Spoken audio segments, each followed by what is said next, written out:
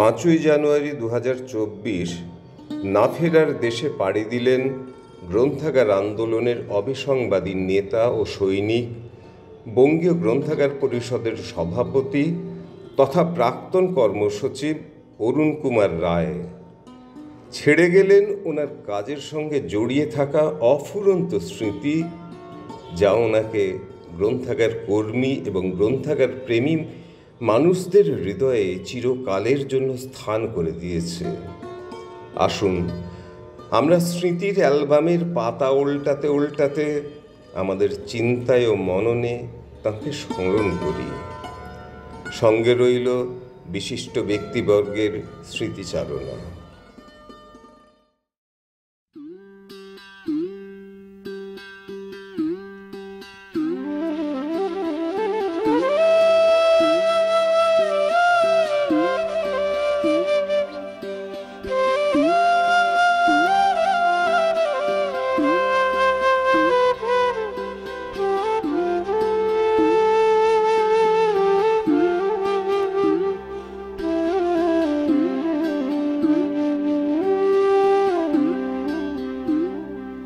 যখন পড়বে না মোর পায়ের চিহ্ন এই বাটে, আমি বাইব না মোর খেয়া তরি এই ঘাটে গো। যখন পড়বে না মোর পায়ের চিহ্ন এই বাটে, আমি বাইব না মোর খেয়া তরি এই ঘাটে গো।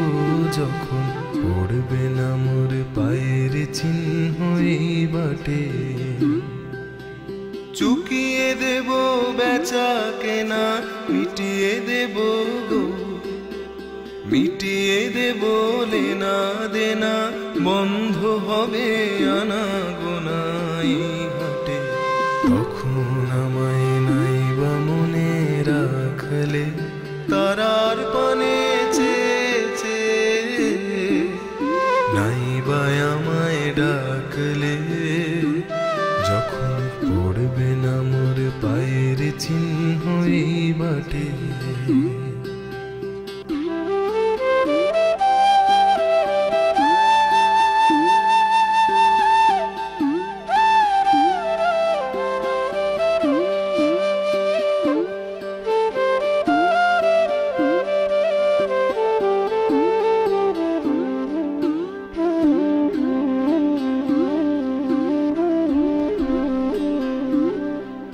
যখন জমবে ধুলা তান পুরাটার তার গোলায়, কাঁটালতা কাঁটালতা উঠবে ঘরের ধার গোলায়। আহা জমবে ধুলা তান পুরাটার তার গোলায়, ফুলের বাগান ঘন ঘাসের পড়বে সোজা বনবাসের, শ্যাওলা এসে ঘিরবে দিঘির ধার গোলা। তখন আমায় নাইবা মনে রাখলে, তারার পানে চেয়েছে, নাইবা আমায় ডাকলে। যখন পড়বে না মোর পায়ের চিহ্ন এই বাটে,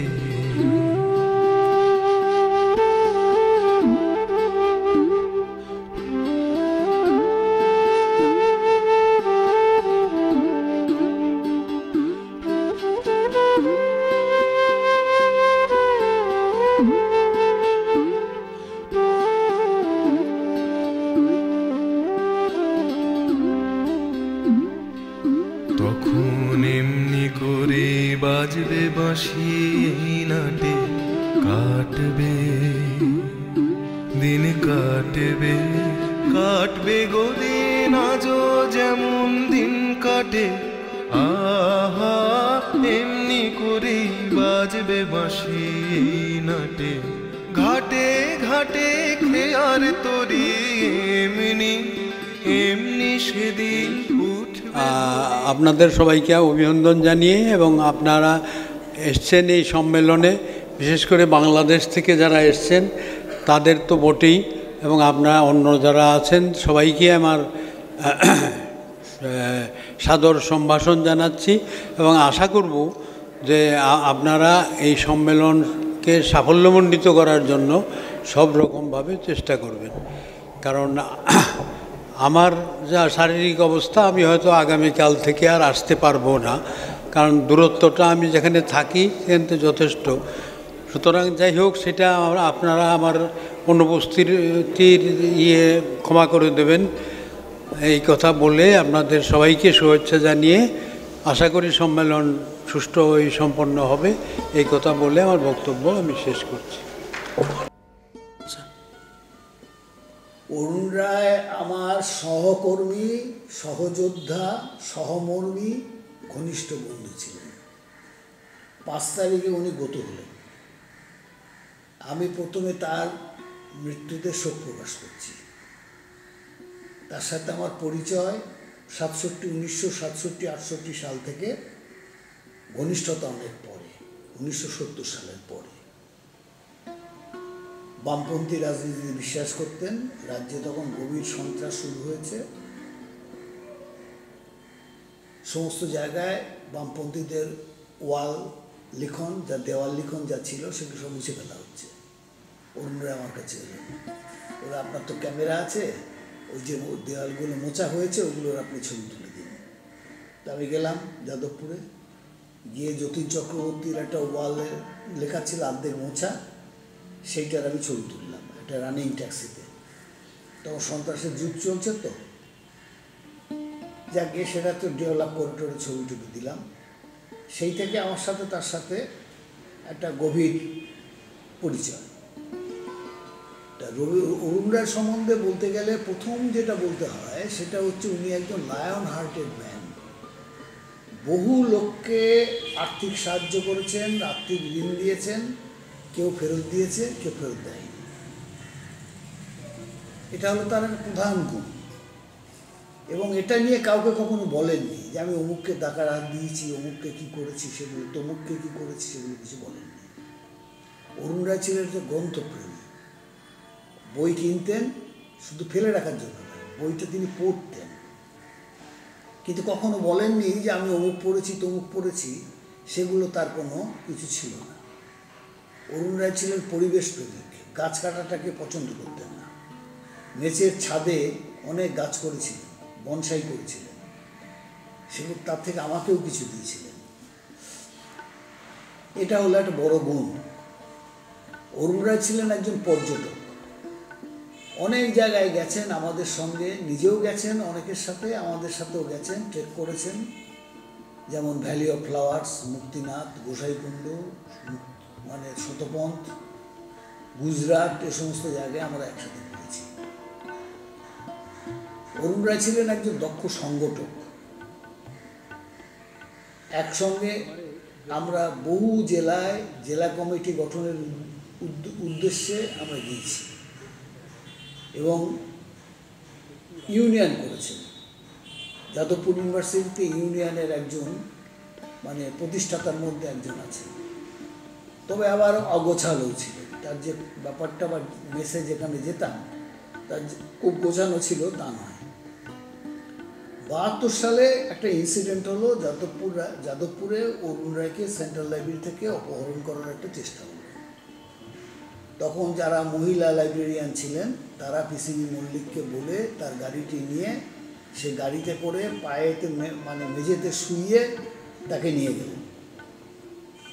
তারপরে আর যাদবপুরে দীর্ঘকাল উনি আর যাননি, 77 সালের আগে। এখন এই পিরিয়ডটা কীভাবে উনি কাটালেন? এই পিরিয়ডটা কাটালেন, উনি লাভপুরে গেলেন, মানে গুটেনবার্গের সাথে যুক্ত হলেন। গুটেনবার্গ হচ্ছে একটা মামা, আর আরেকজন ছিল সেন, আমাদের ওই ব্রিটিশ কাউন্সিলে ছিল সেন। তার সাথে একসাথে মিলে কোম্পানিটা তৈরি হলো। অরুণ রায় ওই লাইব্রেরি ফার্নিচার, লাইব্রেরি স্টেশনারিজ এগুলো বিক্রি করতেন। আমরা যথাসাধ্য সেগুলো গেলে একটু সাহায্য করতাম। তারপরে কিছুদিন উনি সিআইটিউর হেড অফিসে ছিলেন, ওখানে উনি টাইপিস্ট হিসেবে কাজ করতেন। তারপর চলে গেলেন লাভপুরে। এখন এই জায়গাটায় আমার একটু অ্যাভারেশন আছে। আগে লাভপুরে গেলেন নাকি আগে সিটু অফিসে গেলেন সেটা আমার মনে নেই। তখনকার যে রাজনৈতিক পরিস্থিতি ছিল অত্যন্ত খারাপ। যাকে এখন সেই সময় উনি বিএলএতে আসছেন না, আমরা কয়েকজন বিএলএতে কোনো ধুনি জ্বালিয়ে রাখতাম, এই ছিল একটা ব্যাপার। আর অরুণ রায় লাইব্রেরি প্রিজার্ভেশনে দক্ষ ছিল, অনেকগুলো ট্রেনিং নিয়েছেন, ন্যাশনাল লাইব্রেরিতে ট্রেনিং নিয়েছেন, অত্যন্ত তিনি ব্যক্তিগত জীবনে অত্যন্ত কষ্ট সহিষ্ণু, অকৃতদার, মেষ জীবনেই কাটিয়েছেন। পরে যাদবপুরের দিকে চলে যাওয়ার পরে আমার সাথে যোগাযোগ অনেকটা কমে গেছে। বিএলএতে অনেক পাবলিকেশন আমরা একসাথে প্রকাশ করেছি। আমার কাজে, আমি যখন সেক্রেটারি হলাম, আমার কাজে কখনো বাধা দেননি। তবে দোষের গুণে মানুষ, সবটাই যে তার গুণ এখন স্মৃতিচারণ করতে গিয়ে সেটা তো বেশি বলা যায় না, স্মৃতির দোষের গুণের কথাই বলতে হয়। আর সেই জন্যে আমি তার প্রতি গভীর শ্রদ্ধা রেখে আমার বক্তব্য আমি শেষ করছি। চিরদিনের জন্য মানুষের মাঝ থেকে হারিয়ে গেলেন আজীবন সংগ্রামী মানুষ, গ্রন্থাগার আন্দোলনের অন্যতম নেতৃত্ব, বঙ্গীয় গ্রন্থাগার পরিষদের সভাপতি অরুণ কুমার রায়। মানুষের সেবার জন্য ও গবেষণার জন্য দান করে গেছেন তার চোখ এবং দেহ। 1963 সালে বঙ্গীয় গ্রন্থাগার পরিষদের সার্টিফিকেট কোর্সের ছাত্র হিসাবে গ্রন্থাগার আন্দোলনে তার যোগদান। তারপর অনেক পথ হেঁটেছেন, কখনো কর্মহীন হয়েছেন, আবার কখনো অন্যত্র কর্মে যোগদান করেছেন। পরবর্তীকালে কলকাতা বিশ্ববিদ্যালয়, যাদবপুর বিশ্ববিদ্যালয়, সেখান থেকে বলপূর্বক কর্মচ্যুতি, তারপর লাভপুর কলেজ, নিজের ছোটখাটো ব্যবসা, দিল্লিতে সিটুর অফিস, ঘুরে আবার যাদবপুর বিশ্ববিদ্যালয়ে তার প্রত্যাবর্তন। আমার সঙ্গে তার পরিচয় 1975 সালের এক মধ্যাহ্নে বঙ্গীয় গ্রন্থাগার পরিষদ ভবনে। সেই থেকে ভাই হিসাবে, সহকর্মী হিসাবে বিগত 5ই জানুয়ারি পর্যন্ত আমাদের সম্পর্ক ছিল অটুট। তিনি পরিষদের কোষাধ্যক্ষ ব্যতীত সব পদই অলংকৃত করেছেন। কাউন্সিল সদস্য, কার্যনির্বাহক সমিতির সদস্য, সহ সম্পাদক, যুগ্ম সম্পাদক, গ্রন্থাগার পত্রিকার সম্পাদক, কর্মসচিব, সহসভাপতি এবং শেষে প্রায় 6 বছর পরিষদের সভাপতি ছিলেন। তাকে গ্রন্থাগার আন্দোলনের সকল সহকর্মী, বন্ধু, সতীর্থরা চিরদিন তাদের মনের মণিকুঠায় স্মরণে রাখবে। এই কমল হৃদয়ের মানুষটির স্মৃতির প্রতি আমার নিজের পক্ষ থেকে, পরিষদের সকল সহকর্মী বন্ধুর পক্ষ থেকে আমি আন্তরিক শ্রদ্ধা জ্ঞাপন করছি। অরুণবাবুকে বুঝতে হবে একটা সময়ের নিরিখে।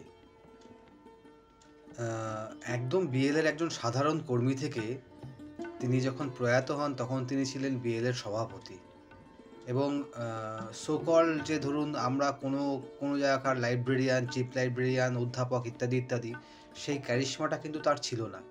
তিনি যাদবপুর বিশ্ববিদ্যালয়ে গ্রন্থাগার কর্মী ছিলেন, অ্যাসিস্ট্যান্ট লাইব্রেরিয়ান গ্রেড 2, এবং সারা জীবনে কোনো রকম কোনো প্রমোশন নেননি। এবং আমি তার বিরুদ্ধ মতের একাধিক লোককে বলতে শুনেছি যে অরুণবাবুর মতো নির্লোভ লোক আর এই পৃথিবীতে পাওয়া দুষ্কর একদমই।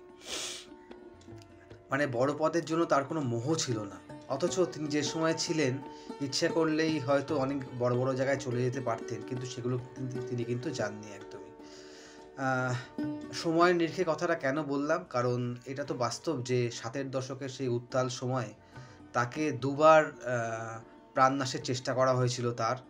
এবং এখন যেটা যাদবপুর বিশ্ববিদ্যালয়ের অরবিন্দ ভবন, তার 3 তলায় তাকে একবার নিয়ে যাওয়া হয়েছিল, তাকে তখন খুন করেই ফেলা হবে। যাই হোক, কোনো মতে সেখানকার কিছু হয়তো পরিচিত লোকের সহৃদয়তায় তিনি প্রাণে বেঁচেছিলেন। পরের বার যেটা হয় যে পুরো কেন্দ্রীয় গ্রন্থাগারের এবং প্রত্যেকটা গেট ঘিরে রাখা হয়, অরুণবাবুকে আজকে ধরে নিয়ে যাওয়া হবে তাকে কতল করার জন্য। এবং সেই সময়ের তো ইতিহাস আমরা জানি যে প্রাক্তন রেজিস্ট্রার যাদবপুর বিশ্ববিদ্যালয়ের পিসিবি মল্লিক তার বিখ্যাত গাড়ি নিয়ে চলে এসেছিলেন, এবং গাড়ির মধ্যে আমাদের সেন্ট্রাল লাইব্রেরি দিদিরা সেই পায়ের তলায় করে অরুণবাবুকে নিয়ে সেখান থেকে বোধহয় গড়িয়াহাট বা ঠাকুরিয়াতে ছেড়ে দিয়েছিলেন। সেটা একটা মানে জীবন রক্ষা পেয়েছিল অদ্ভুতভাবে। এই সংগ্রামের লোকের নামই হচ্ছে অরুণ রায়। এবং তারপর সেই ৭-এর দশকে তার কর্মচ্যুত হওয়ার পর থেকে তার জীবনটা কেটেছে মানে অবর্ণনীয় দুর্দশায়। তিনি তেলে ভাজা বেচেছেন, হকারি করেছেন, এবং রাতে হলে হয়তো খাওয়ার জুটতো না, বিএলএতে একটু জল খেয়ে বিএলএর বেঞ্চের মধ্যে শুয়ে পড়তেন। এই অবস্থা থেকে তিনি আস্তে আস্তে পরে যখন ৭-এর দশকের শেষের দিকে যখন বামফ্রন্ট সরকার এলো, তখন তার চাকরিতে আবার তিনি পুনর্বহাল হলেন। এবং সেই থেকে আস্তে আস্তে, এবং এটা দেখেছি যে কোনো কাজে বিএলের অরুণবাবুর কিন্তু কোনো না ছিল না। মানে আমরা যেমন একদম সাধারণ কাজে মানে করতাম, হয়তো পোস্টার সাটানো কি পোস্টার ভাঁজ করা, খামে ঢোকানো, খামে লেখানো, সমস্ত কিন্তু অরুণবাবু তিনি একদম নিজেই করতেন। মানে এখানে কিন্তু তার কোনো নেই যে আমি এত বড় পোস্টে আছি, আমি কর্মসমিতির সদস্য, আমি অমুক পদে আছি, আমি কেন এই কাজগুলো করব। এটা অরুণবাবুর একটা বিরাট বড় গুণ ছিল। এবং আরেকটা মানুষ তো দোষে গুণে মানুষ, তিনি অত্যন্ত স্পষ্টবাদী ছিলেন, এবং স্পষ্টবাদী ছিলেন বলে অনেক সময় মনে হয়েছিল যে যেন মানে অনেকের ক্ষেত্রে তিনি খুব অপ্রিয় হয়ে যাচ্ছিলেন। যেসব কথা হয়তো আমরা বলতে পারতাম না, সেসব কথা অরুণবাবু একদম মানে স্পষ্ট মতো মুখের ওপর বলে দিতে পারতেন। সুতরাং যেগুলো হয়তো আমাদের বলাটা উচিত নয়, অনেক সময় অনেককে দেখেছি আমরা অরুণবাবুকে বলতে যে এই কথাটা বলে দেওয়ার জন্য। তিনি কিন্তু ওই শুধুমাত্র তিনি বলেছেন, মানে কেউ একজন বলেছেন তার বিশ্বাসের উপর ভিত্তি করে তিনি কিন্তু কথাগুলো বলে ফেলতেন। তো এই হচ্ছেন অরুণবাবু। অরুণ স্যার আমাদের সবার প্রিয়, সারা জীবন মেসবাড়িতে কাটিয়ে রইলেন, একটা বোহেমিয়ান জীবনযাপন, তোষকের তলাতেই সব কিছু। তার ছবি থেকে আরম্ভ করে বিভিন্ন রসিদ, সার্টিফিকেট সব তোষকের তলাতে। অর্ধেক সময় তার খুঁজে পেতেন না। কিন্তু আবার এটাও সত্যি কথা যে মানে আমি যখন ধরুন সেক্রেটারি ছিলাম, উনি তো তখন প্রেসিডেন্ট ছিলেন, তো কাজে কিন্তু কোনোদিন কোনো হস্তক্ষেপ করেননি। কেউ কিন্তু বলতে পারবেন না যে অরুণ রায় কারো কোনো কাজে হস্তক্ষেপ করেছে। এবং একটা যে ডেকোরাম, ধরুন একটা সেক্রেটারি নির্ভর একটা সংগঠন, সেখানে সেক্রেটারি কি বলছেন তার সমস্ত কিছুই কিন্তু তিনি কিন্তু কোনো জিজ্ঞেস ছাড়া কোনো কিছু করতেন না। এই সৌজন্যবোধ, এই ভদ্রতা, এই সভ্যতা, এবং একই সাথে একদম ঋষিতুল্য মানুষ, তার প্রয়াণে আমি গভীর শোক জ্ঞাপন করছি এবং শ্রদ্ধা নিবেদন করছি।